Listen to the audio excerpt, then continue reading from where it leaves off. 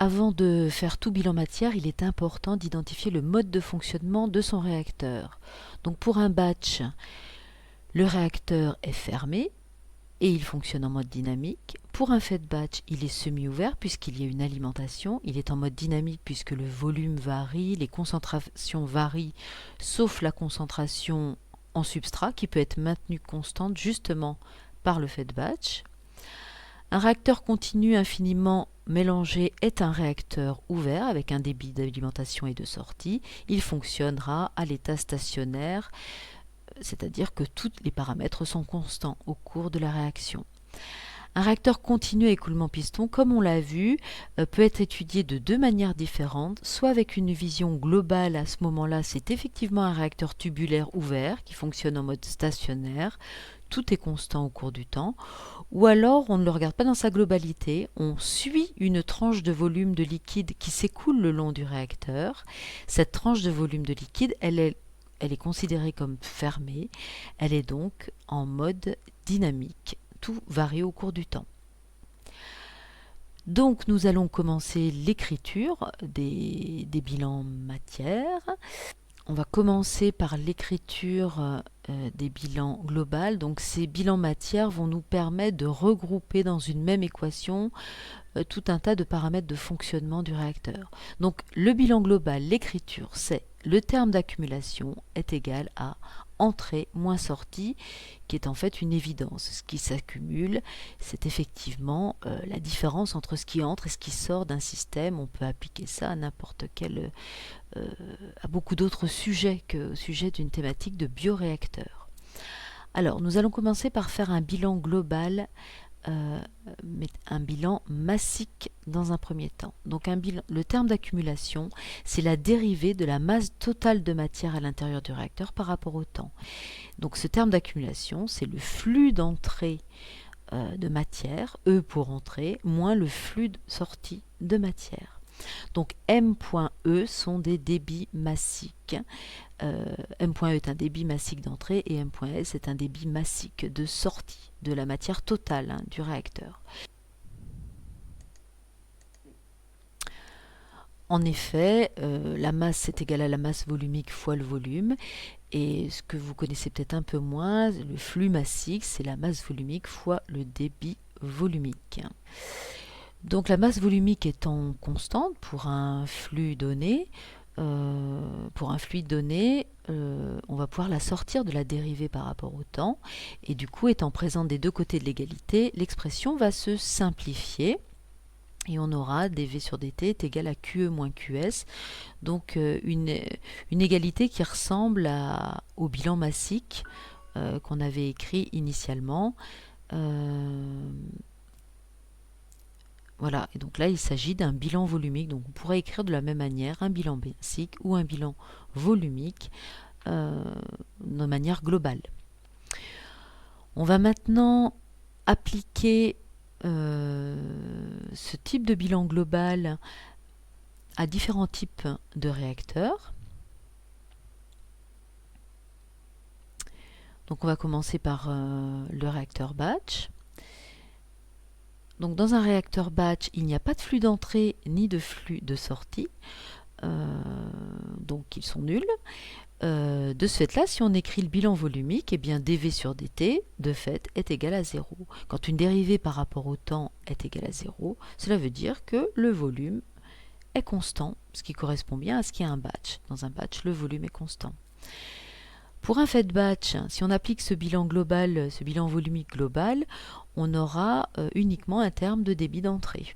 Pour un réacteur continu ouvert, eh bien, la variation de volume au cours du temps est égale au débit d'entrée moins le débit de sortie. Étant tous les deux égaux, alors dV sur dt est égal à 0.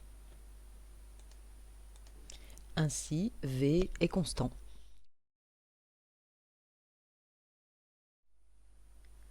Donc nous allons maintenant faire un bilan sur un élément I, un élément quelconque, qui pourra être un produit ou un substrat, donc un élément en solution dans le milieu réactionnel. Donc là encore, on utilise le terme d'accumulation.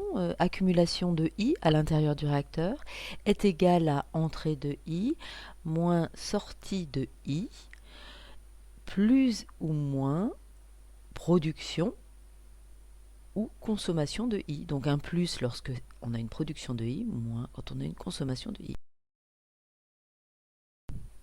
Alors si on fait un bilan massique, par exemple, sur I, donc le terme d'accumulation, ce sera D2MI sur DT, la variation de la masse de I à l'intérieur du système est égale à au flux massique d'entrée de I moins le flux massique de sortie de I, donc on retrouve l'écriture avec M point qui exprime un flux massique, est égal à plus la vitesse de production de I fois V, puisque dans ce cas-là, on prend l'exemple de I produit.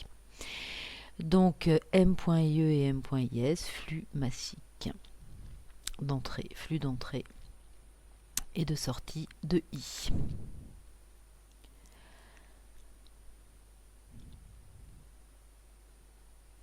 Donc comme ce sont des flux massiques, l'unité, ça peut être des grammes par heure, des kilos par jour.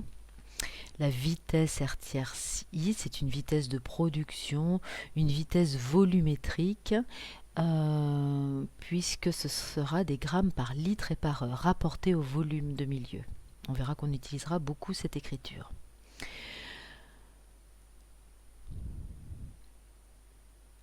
Donc le flux massique de I, c'est la concentration de I en entrée fois le débit d'entrée. Donc un flux massique, voilà, M.IE est un flux massique entrant. CIE, c'est bien la concentration d'entrée de I. Et QE, c'est le débit d'entrée de I. Donc CIE, c'est bien la concentration de I dans le flux d'entrée. Donc on peut voir l'homogénéité de cette égalité avec les unités. Un flux massique d'entrée de I, c'est des grammes par heure. Une concentration dans un flux d'entrée, ce sont des grammes par litre. Et un débit d'entrée, ce sont des litres par heure. Donc le produit des concentrations fois le débit, ce sont bien des grammes par heure. On voit bien l'homogénéité de cette égalité. Du coup, on en revient à notre équation de tout à l'heure. Masse de I à l'intérieur, c'est la concentration fois V. Donc D de MI sur DT est remplacé par D de CI fois V sur DT. On remplace nos flux massiques par le produit de la concentration par le débit. Donc on a bien ici l'écriture d'un bilan massique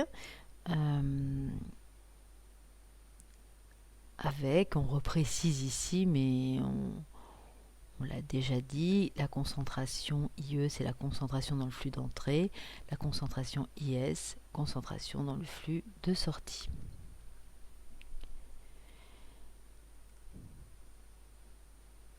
On aurait pu écrire de la même manière le bilan molaire sur I.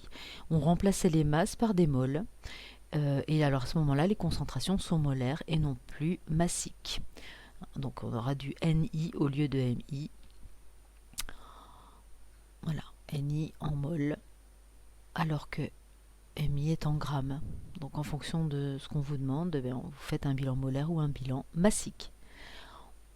Alors on va prendre un exemple de réalisation de bilan matière dans le cas d'un réacteur parfaitement mélangé, infiniment mélangé, qui serait le siège d'une réaction qu'on va voir un petit peu plus loin. Donc un réacteur parfaitement mélangé continu, c'est un réacteur ouvert qui fonctionne à l'état stationnaire. Donc la réaction qu'on va considérer, c'est 2 moles de A donne 1 mole de B. C'est la stoichiométrie de cette réaction. La vitesse de réaction, R tierce A, est égale à KCA, c'est une cinétique d'ordre 1.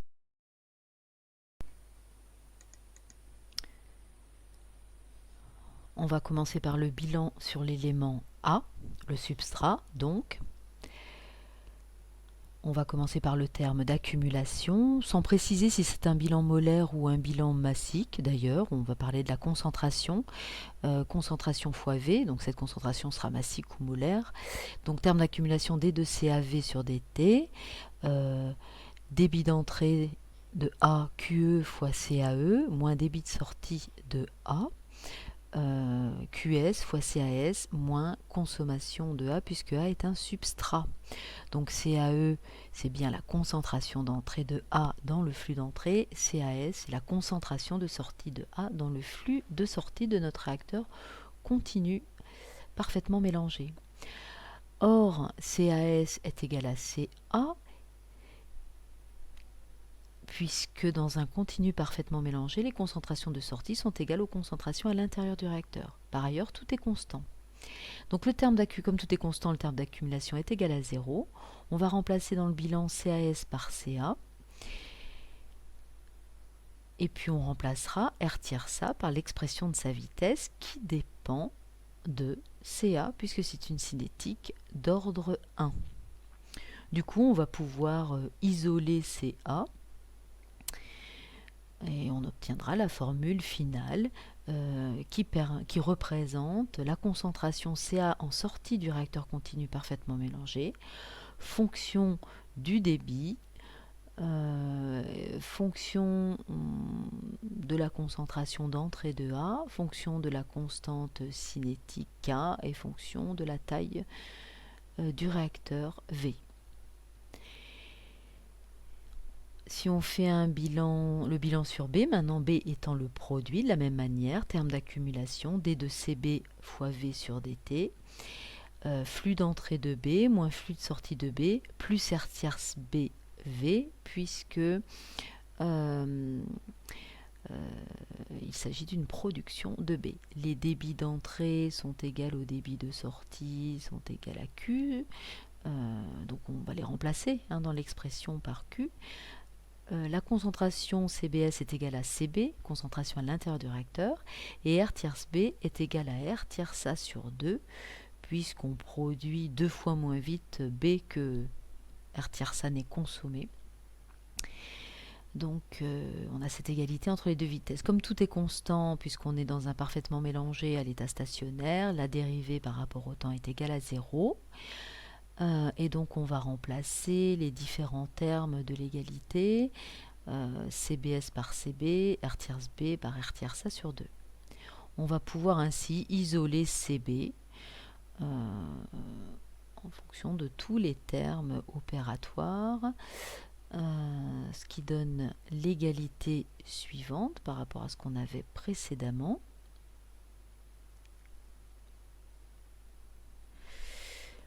Donc on met en facteur 1 sur Q, puisqu'il était en facteur de CB. Et donc là, on peut simplifier le 1 sur Q par le Q qui est en facteur de CBE. Et voilà, donc on va pouvoir simplifier le débit volumique. Voilà. Donc on obtient l'expression finale de l'expression de sortie de la concentration de B en sortie du réacteur, qui est fonction de sa concentration en entrée, de la constante de cinétique de réaction, du débit de fonctionnement, de la concentration en substrat et de la taille du réacteur.